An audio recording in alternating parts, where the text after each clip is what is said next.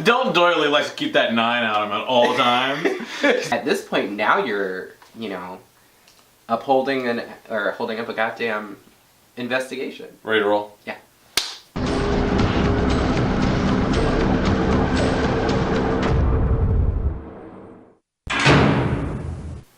Riverdale in season 1 was really part TV show, part audiobook thanks to Jughead. Once wholesome and innocent, now forever changed by the mysterious death of Jason Blossom. Literary inspiration is Stephanie Meyer. Welcome back to Riverdale. Woo! Through the fire!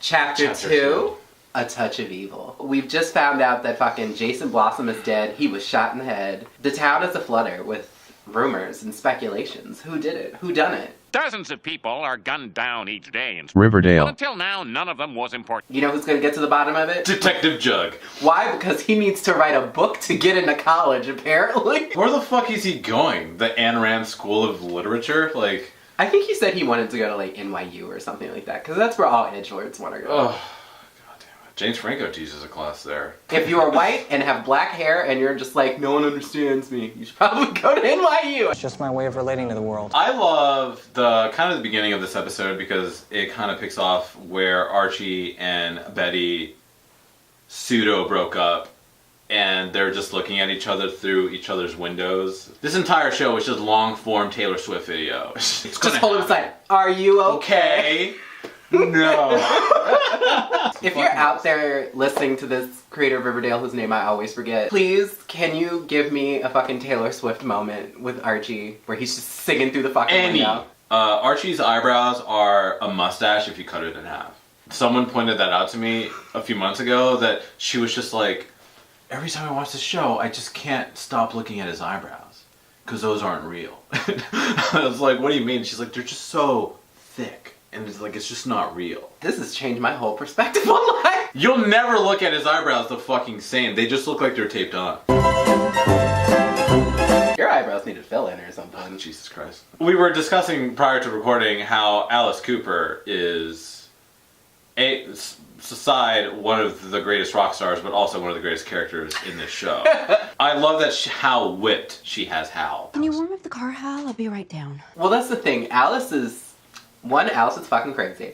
It's fucking, I love it. But 2, she's one of the... Shelley from Twin Peaks. She is like the second best parent in this whole town. Oh, yeah. It's like, where Fred is the good dad who's looking out for you and whatnot, Alice is the overbearing mom foil to that, where she's just like, I have your best interest at heart, but I'm also fucking crazy. Sage to banish the evil spirits? Mom, I'm not joking, Betty. That family is pure evil. The Coopers own the Riverdale Register, and she is out here literally putting any and everything in the paper. She's dragging everybody through the mud. She's just like, oh, the Lodges are back. They fucking suck. They're murderers. The dad is a drug dealer. He's in jail right now. Y'all ain't know that? She's out here basically with a megaphone in the streets telling your business. Alice Cooper runs the Fox News of Riverdale. No, she runs like the TMZ of Riverdale. Oh yeah, the TMZ. It's not Fox News. This is straight up TMZ. She's like, what's the dirt? I got it. I've been... The Register Live. She's going out and she's getting fucking autopsy reports. Small bills, right? Dude, those writers are doing nothing but huff and glue in a closet. They're just like... they're just doing lines, what if she said this? Spinning wheels and shit, throwing darts at... Honestly, pulling just shit out of a hat, like, what's next? But there are upsides, like when Veronica apologized to Betty about the whole thing with her and Archie. I am so sorry, Betty. I don't know what happened to me that night. It was such a basic bitch move. Usually in shows, the man always tears apart female characters. Mm-hmm. There's always a male dilemma where she was just like, let's just push that aside, my bad. And then they were cool. Wait, which apology? The one where she was like, the heartfelt one, or the one she's like... You were walking on emotional eggshells around him, scared to tell him the you truth. don't know me, Veronica. It is not my fault he doesn't like you. The heartfelt one. The heartfelt one. Because then she was like, oh, let's go get a mani-pedi, this and that. I was That's just like, true. And then Betty was just like, I'm gonna keep her close, but, you know, keep your enemies close. It's like, calm down, Betty. He just doesn't fucking like you. Yeah, he doesn't fucking like you. It's like, don't be mad at her, Veronica, because her pussy pops severely. I mean... bitch? Why are you mad? Don't hate a bad bitch. Don't hate him just because he's down with the Brown. Like, so there is a pattern of Archie's male figures in his life trying to tell him what to do because he has no direction. Archie, if there's something you want to get off your chest, perhaps about Jason, that would be the time. Because fucking Archie's storyline at the beginning was like full on what Troy from fucking High School Musical.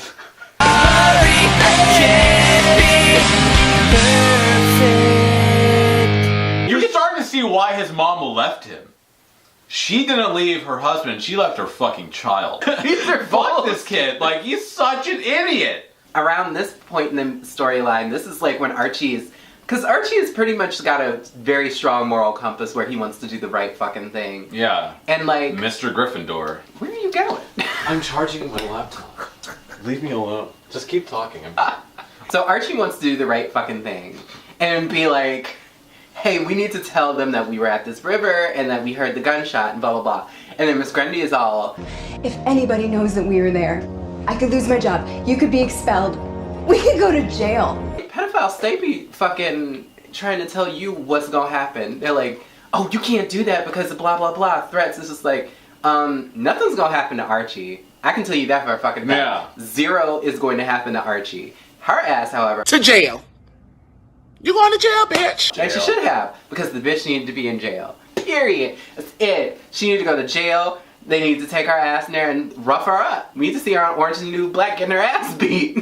It just... Riverdale is tied to the new season of Orange is the New Black.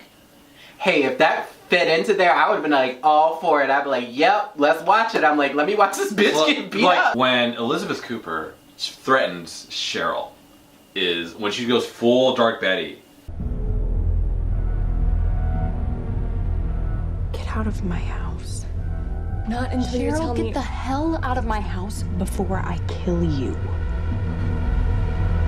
This was the first inkling of Dark Betty that we got. Where Love Dark Betty.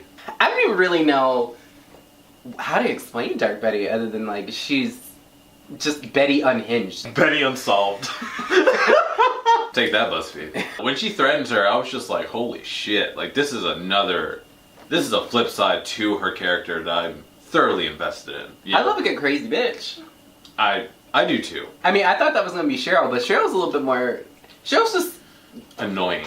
Chaotic. She's like a full chaotic neutral. Will this beautiful, exotic hothouse flower drown under the town's scrutiny or be swamped by her emotions? The answer, ladies, is no and no. She just does whatever the fuck she wants for fun. She's always sad about her brother dead, and it turns to being the hugest asshole the town has ever seen. And it's just about my brother's dead. Girls just want to have fun. Archie really is one of the most clueless characters on television. Voice down, my dad's inside. Jughead is trying to help you. Is he? Because he was just like, we're not friends anymore. Yeah, and then he goes to threaten Jughead, and he was like, What? What are you gonna do? what are you gonna do about it? You can't, there's no way of saving you. You're gonna have to come out and confess either way. So I'm just gonna snitch for you. A kid is dead, Archie. And you're worried about some cougar. Also a no-no for Jughead to snitch on your friend. Every time I see food from Pops, I get super hungry. Because the milkshakes looks really good. Pops is kind of like fucking... They're like the fucking Krusty Krab at this point where I'm just like... I really want to know what the food is like. Like, does this place exist? Like, please tell me this is real. They should just have a pop-up day. Pop-up day. And just have people come to set and just like... Pops pop-up. Yeah, Pops pop-up. And just like, have a touring Pops pop-up. Oh, they could... I feel like they definitely could do a Great Pops marketing. pop-up in... Fuck yeah. Like, Morgan. the major cities? Yeah, the big, like, DC, Chicago, New York, it would just... That shit would...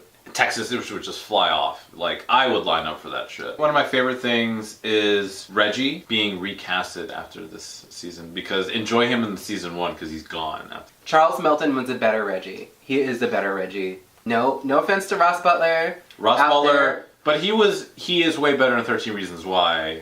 I think this was just like a little... Charles does a better job. Well, I mean, I'm not touching that dumpster fire. But I don't want to get anywhere near that bloodbath. Recasting Reggie is a great idea. But I enjoyed him in season 1 of being a douchebag. In the first season, they really were trying to make him, like, to be a douche. And then they really rewrote that. They really built him up over time. But it was very interesting. I think it's because technically he is part of, like, the main squad. Yeah. When they're at the football game and Cheryl sees Archie running and then she hallucinates that it's Jason is just so fucking funny to me.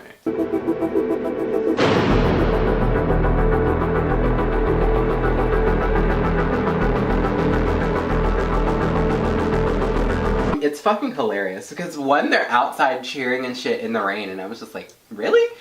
And then...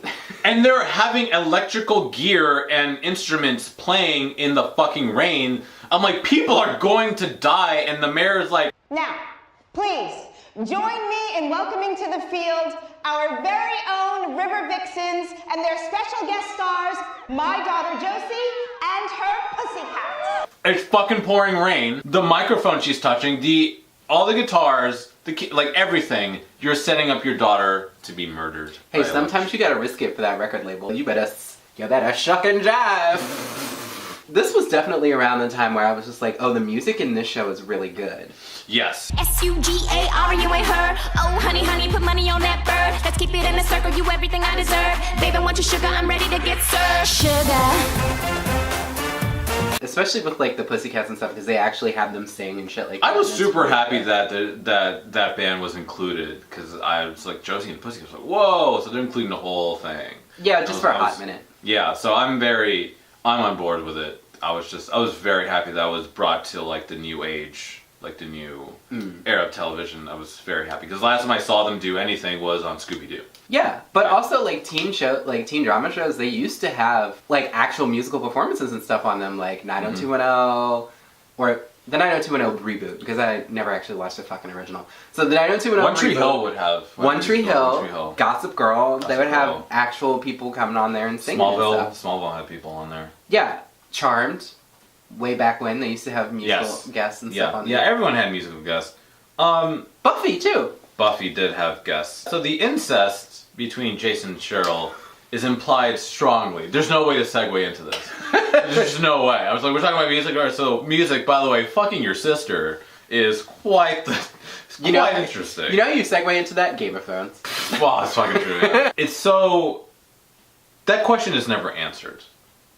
But I'm assuming it is no. I'm assuming they were just super affectionate with each other on a very weird level. Well, they were twins, weren't they? Yeah, they were twins. Yeah, so it's a little bit more I guess accepted. They were just very fucking close twins. Not like Jamie and Cersei close, but almost. More of hugging, not all up in those guts close. Disgusting. I mean, there couldn't have been incest. She was a lesbian. That's true. That is true. It took her a while to really be true to herself about what she wanted. Oh, I peeped that gay energy on the first episode. I was just like, Well, you have strong gaydar. My favorite scene, possibly in the entire series, is the four of them hanging out in the end at Pop's. And it feels like the original comic of that they were just kind of being teens and enjoying their company and just having fun together. And like their formal garb. Those are always short-lived moments. Yeah, it was just a very beautiful moment. I was like, I think this is what kind of really hooked me to the show. I was just like, I like moments like this to kind of pay a bit of homage to the source material. And then when I saw it again, I was just like, you could slap an H&M logo on this fucking thing and it would fucking sell. It felt like an H&M promo. Letterman jackets with R on them, Jughead. Oh, well, they're doing with Hot Topic instead. They're trying to revive Hot Topic. I feel like it's just easier to go to a H&M to buy these things than walk into Hot Topic at the age of 28. You have to remember that technically, we're not the target demo. Technically. That is true, but I still feel targeted in some way. So join us next time when we talk about Chapter 3 and slut shaming. Comment, like, and subscribe. Don't forget to like, comment, and subscribe. In that specific order down here. # Riverdale Strong.